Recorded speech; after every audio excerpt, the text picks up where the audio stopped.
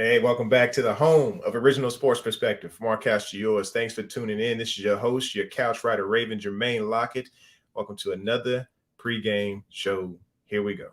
I've had a long break, or at least it seemed like forever since that loss against the Miami Dolphins. What a heartbreaker. Everything we thought was going to happen just didn't happen, or at least maybe two of the things happened for me, whatever, as far as my predictions. But for the most part, it ended with the worst result, the way we did not want things to end, with the big old L against a team that we thought we could just absolutely destroy. Everybody thought that it would be easy to just walk into Miami and take care of business. But the Zero Blitz had different plans, as you could see. I don't know who's in here, but good morning, good morning, good morning. Thank you for being here. And it just, what a frustrating game. I went through it on the pregame show. I mean, what can I say? It is what it is. We take that L. We got to keep moving. And we're on to Soldier Field. It is going to be a full-on brawl.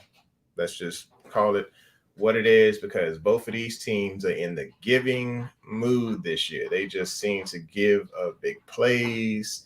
They give up turnovers. So we don't know how this game is going to turn out, but there are questions that go into this matchup, and hopefully we can answer some of these questions, or maybe it'll just jog your memory for when the game comes of, hey, these are things to look out for as we go forward. But before we actually start, I have to pass that collection plate. So please hit that like button, hit that subscribe, and smack that bell so you know when it's going down. So the first question here as we get into this preview is, can the Ravens beat the Zero Blitz?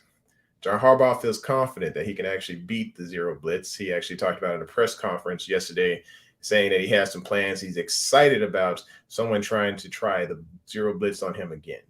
Now, the way the Dolphins set up the Zero Blitz was very impressive. They put a full-on buffer between their corners and our wide receivers, meaning basically, if Greg Roman didn't adjust, they were going to sit back the entire time waiting for deep shots with this Zero Blitz, sending about six people on those Zero Blitzes, or 7 people sometimes on those Zero Blitzes. It caused Lamar Jackson a great deal of headache. So you have to take a look at that and say, hey, it's going to be a blueprint for somebody else. They know how to, the Bears especially, both of their starting edge rushers have at least 5 sacks apiece. So they can definitely get loose with just 4 on the pressure. But you give them one more, or you give them one more little tool to help themselves out with, they're going to give Lamar Jackson a little bit of heck on the Zero Blitz. So you have to keep that in mind. Hang on. Let's see here. Let's see who's in the room this morning. Hey, my boy KTSC, what's going on? Justin, what's happening? How you doing, man? All right, so you already got some comments this morning. What's good? You got a question already. Can the Ravens defense provide a consistent pass rush is the real question. We can't beat the Zero Blitz. Watch the Rams game. Okay, the Rams game, the Broncos game, you could see that the Zero Blitz is a real problem, and the Ravens need to learn how to adjust when it comes to that. So they definitely have to figure out that Zero Blitz, but then, of course, the Ravens need a pass rush as well. Let's go back here. So that's just one thing. But ways of beating the Zero Blitz is, Ravens have to get in there and figure out a drag route, slants, short passes, not the screen, because obviously the screen didn't work. But they ran the screen placing like 40-some times on Thursday night, and it just was not hitting. It wasn't there. So sometimes you have to adjust. If it ain't working, you got to adjust. That's what Greg Roman is there for. You get paid the big bucks to be adaptable. You have to figure out how to adjust in those situations, and Greg Roman just did not do that, and the Ravens took that L because of that. And everybody wants his head. Y'all take a look at my Twitter. I'm going down with the ship, folks. I'm going down with the ship. Y'all look at the Twitter, because the Twitter has the handle on there. It basically has a picture of Greg Roman as my profile picture. Engraven. He held the load for the majority of the season, saying, hey, he's riding with this guy, ride or die with this guy. I'm going to finish it. I'm going to finish carrying the load for the team, for the Ravens Nation, Ravens flock. And I'm going to have Giro as my photo for the remainder of the season, or at least until he gets fired, because he's got to fix it. He's got to get it right. And I believe this guy can. He's the one who came in and fixed this offense when Marty was running things into the ground or not even running at all, just dumb passes, and he didn't have an answer for the run game. Giro comes in and makes things a lot better. You have to take a look at life without Giro. Every single team that has had Giro on it, when they got fired or when Giro got fired or left the team, the production of those quarterbacks went to the floor. You have to take a look at that. Go look at the history. Colin Kaepernick, Tyrod Taylor, and now Lamar. Go look at those teams. Those guys were in the Super Bowl. Those guys were only throwing six interceptions a season. That was Tyrod. And now, without Giro, things went south. They went south. So Baltimore needs to think about it before they go and fire somebody. I'm glad y'all ain't the GMs because, y'all be fired quick. Next question is, can the Ravens stop the big play? I mean, you've seen it. We've all seen it. 6 big plays in the last, I want to say 3 weeks, 3 games, whether it be on the ground or in the air. The Ravens have given up the big shot play, whether it be like a 50-yard play in the air to Jefferson, whether it be getting torched by Jamar Chase, who's honestly, he's giving it out fair treatment across the entire league. He's just getting it done because him and Joe Burrow, they just got that connection back from LSU, and it looks beautiful, honestly. But, in the NFL, I can't be an LSU fan. I have to be a Baltimore Ravens fan. And it definitely looks like Baltimore is giving up the cookies all over the field, whether it be on the ground or in the air. Can the Ravens tackle? Can they handle business to where they're not giving up the big shot play once or twice a game? I feel like they were giving up 2 plays every single game for the last 3 weeks. Just big shot plays or missed tackles or missed coverage, just miscommunication, and then things just go south.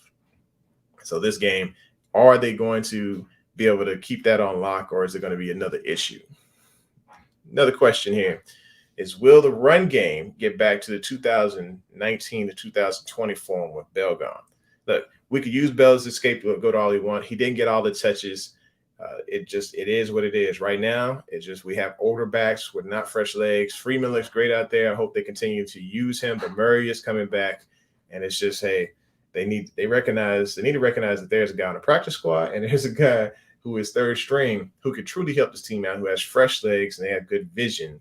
It's just, how Harbaugh is about his running backs. That brings me to my next point here.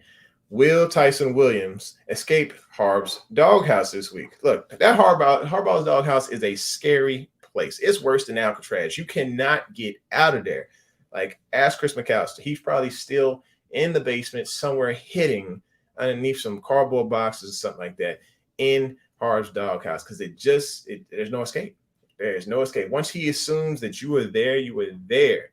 And Harb said something about it in an interview. He basically said this guy's got to do everything right, from special teams to blocking to looking at the right lanes to spat fast in the hole. He explained every attribute a running back needs to have and explains why Tyson Williams, or how he can get back on the field, by doing all those things correct. Basically, do everything correctly, and you can get back on the field, which means that, he basically sealed this guy's fate. He is in that doghouse. You might as well go ahead and release him, because he is not getting out of there. I really hope to be wrong on Sunday, because it would just make my day to see Tyson Williams come out there and have a full-on day against a team that gives up 122 yards a game.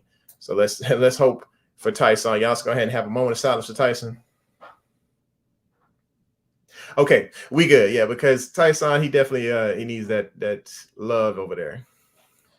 Let's check out some comments right quick. Let's see. Giro is okay. Was a bad game. Offense is averaging 26 points per game, 10th in the NFL, top 10, 11th pass offense, and top 10 rushing offense. Yeah, okay. But what were they Thursday? They weren't any of that. It was bad. It was really bad. And Giro had a rough day. And people are going to try and hang this guy for one game, which I think is unfair.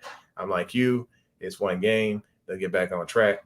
But this week has been the, hey, let's hang Giro week. Let's see. There's another comments. So people are placing all the blame on Le'Veon. Yeah, they placed it on Le'Veon. They placed it on pretty much Giro and Le'Veon were the people, the scapegoats, or the main people they were making excuses for this weekend. Twitter feeds and Facebook, all that. And so, of course, Le'Veon's gone. They got no more excuse. They got no more excuse. What's funny is go check Le'Veon Bell's profile on Twitter. That is hilarious. He actually puts a comment on there. I think he puts hashtags all over the top of his profile pic saying bum, slow, washed up, so many other things that like everybody's talked about him. And he's like, yeah, have I covered it all? Did I miss anything? It's pretty fun look. Just go look at that profile. All right. Same way, back to the doghouse. Be more personal than professional. Yes, it is. Look at Bernard Pierce. Bernard Pierce never escaped that doghouse after one fumble in the first game of the season. I think it was in 2015. I was really looking forward to seeing this guy just tear it loose. And what happens? Doghouse after one fumble, never saw the light of day after that. And he was one of those guys who was he ran kind of like I say a little bit like Gus Edwards. It was just a one cut, boom, and then he was a racehorse off to the races. And one fumble, Harbaugh was like, nope, you're gone. Yeah. Ball security with everybody except for Lamar is a no-no. You just like, hey, don't mess up. Don't mess up, player, because you will go down. The thing is I think they needed time to get the mesh point together when it came to Tyson and Lamar. The mesh point was important. You know, they just have to have that understanding in order to get better. All right, so let's move on to our predictions real quick here. We have prediction number 1. Look, I've been saying this every week. Every week, I'll be honest, because I want to root for our guy. I really do want to root for this guy to get that TD. He finally gets it in. His first touchdown versus the Bears. Like interior was there the slot receivers, tight ends. It's kind of just like Miami. They give up the cookies. I mean, the 49ers, Deebo Samuel, no, he's just he's a different type of dog. He lit them up for over 100 yards. I mean, the second receiver on the depth chart mostly is the person who is getting the yardage against these Chicago Bears. I don't know what happens to the number 1. Seems like they get locked down. But the number 2 wide receiver against the Bears seems to eat. So I'm hoping that Rashad is that number 2 and is able to eat. But you know what? I'll take the W either way. If Rashad don't get it and we get the W, I'm good. I'm going to celebrate. I'm going to be happy. I'm going to be all right. Let's head on to these comments.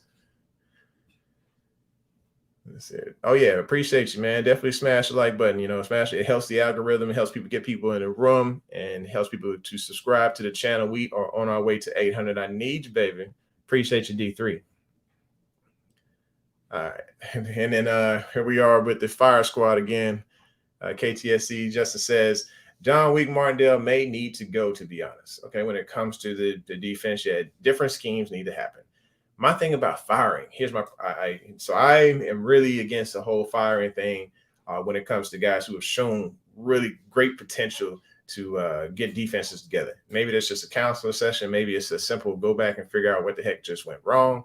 But I say we keep Wink because he has a way of creating different blitzes. And when things go right, everybody's quiet. But when things go wrong, they be talking again. They be ready to hate again. They be ready to fire somebody. So, you know, just keep that in mind. There are times when the Ravens win big and they just go to town on quarterbacks. And I'm not just talking about this season. I'm talking about the full product of what Wink Martindale is. We loved this defense at one point in time. Let's get back to loving it again because hopefully he can get it together. All right, Justin also says we may need to go back to the 4-3 defense. This 3-4 just isn't cutting it anymore. Look at Yannick and Judon balling in the 4-3 defense. It's something to look at. Maybe not as a full-time gig, but it's something to definitely look at. Honestly, if I had the ultimate dream defense, I'd say call Rex Ryan back up. You know, call Rex. Say, hey, man, you know, let's go back. Let's go back to 2006. Let's get that above 50-some sacks. Let's go to town. You know, that would be just lovely. Let's go over here to prediction number 2. Now that we talked about prediction number 1 and Rashad Bateman just getting in finally getting in. Let's just hope Rashad is able to get his. It would be nice to see that rookie finally show the league like, hey, I'm in there. I'm here. Let's go. Prediction number 2.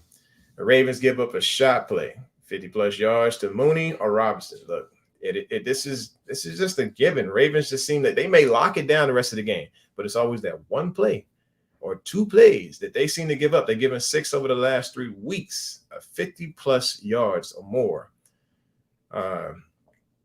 To to I guess the second wide receiver, maybe number one wide receiver, and even the tight ends, because since he even got in on that.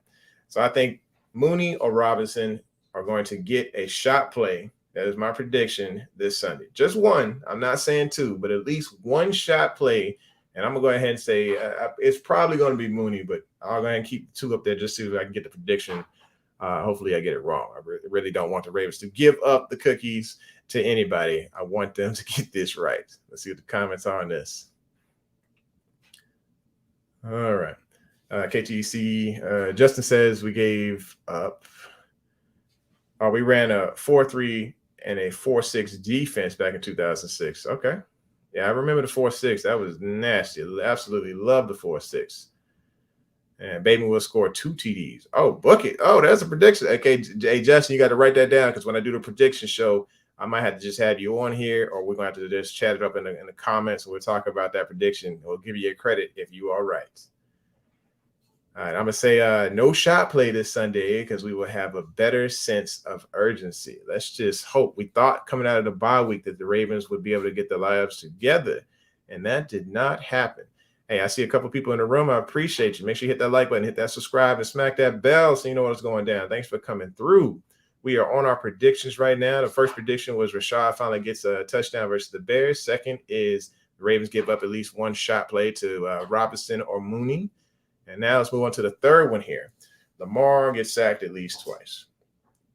It seems like that is it's an everyday thing, or every game theme now. I think the Ravens are leading the league in sacks as far as giving up sacks, with about 30 right now on the season. So just keep that in mind, that he's turned into a little bit of Deshaun Watson minus the perv stuff.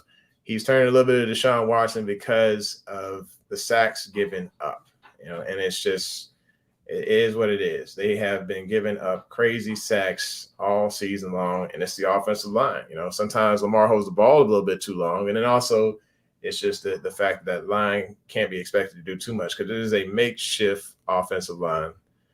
He's going to give up at least 2 sacks this game, and that Bears defense with Mac, oh yeah, like I said, I think Mac's got like 6.5 sacks, and then the other starter has at least 5 sacks. So just, man, hopefully it's just the 2 sacks and it still leads us to a W. Let's check out our comments here. So the O-line. Let's see. Yes, the O-line is straight dog crap right now. The point for say, what's up, Couch Runner Raymond? We need a big game out of our entire team. And do you think they cut Bell to pick up an O-line, safety, or running back? That is a possibility. I think they definitely need another offensive lineman.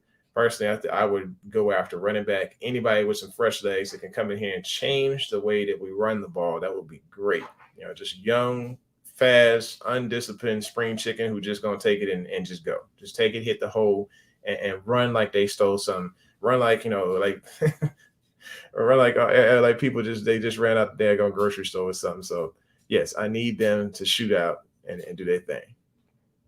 Justin says, don't do my guy DW4. Oh, okay. He's innocent until proven. You are absolutely right. Until that gavel comes down, yes, Watson is innocent until proven guilty. Now, there is some evidence that has been shown that shows a certain side. But like you said, until that gavel drops, yeah, no doubt. But as far as his performance on the field, Lamar has turned into Deshaun Watson holding that ball a little bit too long. Then Justin says, hopefully Trey Boston has good impact on the defense Sunday with a natural free safety. Okay. Interesting. Let's move back over here to our predictions. We talked about Lamar getting sacked twice. Let's go to number 4. The defense actually comes down with the pick. The Ravens have only had 5 picks on the season. 5. 1, 2, 3, 4, 5. They've had 5 picks, folks. We need more. Baltimore needs more turnovers on the day. And this is the team to do it against, because Justin Fields is one of those guys. He's just that guy he's a chance taker. He's honestly like a mobile Brett Favre. An extremely mobile Jameis Winston, we'll say. Takes all the shot plays, wants to take chances, wants to put his team on put it on his shoulders, but it's just not working out. And so with that, of course, he's given up a fumble and an interception a game. It seems like, that, or at least the offense is, he's giving up the pick and then somebody else is fumbling. They just seem to turn the ball over. That's the thing. Hopefully Baltimore capitalizes on that. Let's move into the comments, see what y'all had to say about that there. Oh, Jay Will said, what's up? Do you think they elevate Nate McCrary? This is something I've been wanting for at least a couple weeks now. I would like to see Nate come in, and honestly, I'd like to see Nate start because he deserves this opportunity. It's not like anybody else has owned this opportunity. Williams is going to stay into that doghouse and he ain't getting out of there, because that's just how Harbaugh does. He's probably feeding him at least three, give him 3 hots in a cot. Y'all pray for Williams. But McCrary hasn't shown any reason why he shouldn't get an opportunity. You come in, you do your thing, you bring your lunch pail, you go to work. He showed his thing in the preseason. I would love to see McCrary. That is one of the guys on the practice squad that I was hoping that they elevate this Saturday so they could use him Sunday. And then the next question is, I'm going to say yes, that they get 2, Marlon gets 1, and Queen gets 1. Wow. So these predictions, Justin, hold them tickets, man. We're going to come back with these receipts. The thing about these predictions, you try to keep it you're using bold predictions. I'll be honest. I'm trying to look at what is realistically going to happen, and what is a definite bold prediction to say Marlon gets Marlon gets 1 and Queen gets 1. It's not too bad. It's not too out of the box. I'll go ahead and give you that. I say, hey, I can see Queen, but I'll go as far as Bowser. I say Bowser gets 1 of those, not Queen, because Bowser has that better coverage skills in the zone. Hopefully Baltimore is running some of that zone, but not getting picked apart by the tight end, because that's what happens when they usually run the zone. Let's move back over here to my predictions. All right, so we said the Ravens comes down with a pick. Let's go with prediction number 5. Yes, Williams stays in Harv's doghouse versus the Bears. He ain't getting out, folks. I'm sorry. He got him on lock, just clamped up. Look, telling you, this dude's probably getting cheese and crackers and water right now. That's all he's getting in this doghouse, because it's full-on prison down there for Williams. I don't think he's getting out.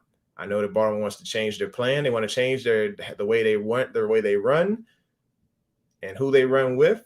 But I honestly think with Murray coming back healthy, I honestly think McCrary's got a better shot at starting, or at least getting some snaps, than Williams does. It is just something there. When Harbaugh does not like you, it's a wrap. It is a wrap. He will put you on lock and destroy your stock for the next season with the next team. It's over. I'm sorry, man. I like Williams, but that is a wrap for my guy. All right. Justin says Fields is a turnover machine right now. You are right. Like I said, he has just been giving up the cookies. Just like, all right, well, I'm gonna go ahead and throw a deep shot, and then I see a DB. Hey, you want the ball? You want it? I got you, fam. Right there. Yeah, I don't know if he just saw some old college teammates or something like that. Like, hey, man, I'm gonna make you look good, baby. I gotta get mine in, but I'm gonna make you look good. Gotta do 50-50. All right. It's a timeshare on this daggone field. Tyson may be in a new uniform. Yes, he will be in a new uniform next season. That is my prediction, because Harbaugh doesn't appreciate and use him the way he needs to be used. D3 says Houston gets another sack, so we can probably celebrate 100 sacks and a win. I thought he got the 100 sacks already. I don't know. But yeah, it'd be nice to see Houston actually get that sack, and now you do a horse collar tackle this time to get that 100 sack.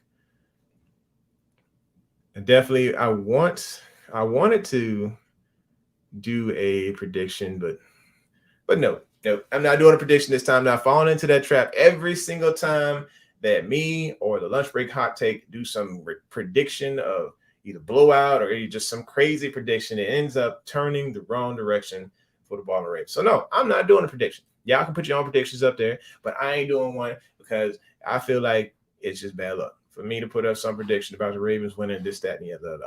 Now, it's going to be what it's be. I'm going to be a fan. I'm going to be rooting for my boy and be rooting for my other boy right here. Oh, yeah. For Tuck. Rooting for a W for this entire team, because I feel that the Ravens, should be able to get this done. I ain't predicting nothing, but I'm looking forward to seeing one heck of a game and 2 mobile quarterbacks just having a full-on exciting game. Nothing boring like it was the last game we played. I'm hoping for them to light it up. Let's see what the last few comments are, because I'm probably going to check out here. Oh, here it is. Here's some predictions. Let's go. Justin says Hollywood gets 100 yards receiving Sunday. 100 yards receiving. When's the last time he actually got over 100? Yeah, I think it's what he didn't do it last week, but I think he did it the week before. Let's take a look at this real quick. We'll look at Hollywood's game log here.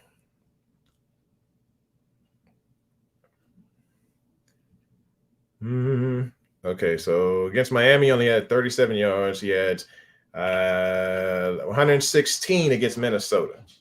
And then I think he only went over 100 yards 2 other times this season. That's 125 and 113. So y'all make sure that, one, your Pro Bowl votes are going in for Hollywood. This could be the first time a Ravens wide receiver could go to the Pro Bowl. So make sure y'all are voting on NFL.com for that.